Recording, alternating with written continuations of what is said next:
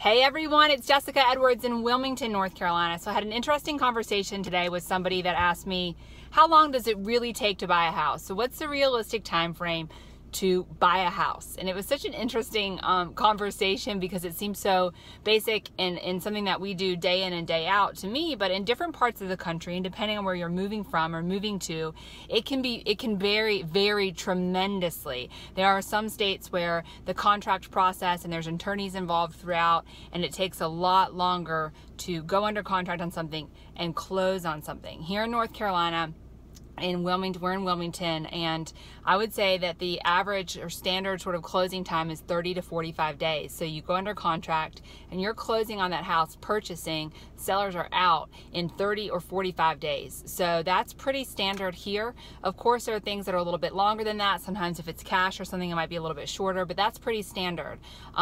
You know, as far as how long it's going to take you really depends on what your time frame is and how long you have to look and to identify the property. So there are some buyer clients we have that we work with for a very long time. If you're buying a vacation home, we may work with you for years before you identify what beach, what particular, if you want to be on the ocean, off ocean, waterfront, not. There are some clients that we work with for years before they purchase something. And other times there are clients that may go out one time, you know, or maybe you've looked online for a long time and then and identify something very quickly and only go out and look for once and find that house. So that is really dependent on each individual situation, but the closing time frame here is about 30 to 45 days. So it's pretty quick. All of our contracts in North Carolina are standard. So if you're a buyer or a seller in the state of North Carolina, if you're selling your house, you're filling out the same listing paperwork on one side of the state that somebody across the state is. We're just filling in the blanks. Same with an offer to purchase or buyer agency agreement.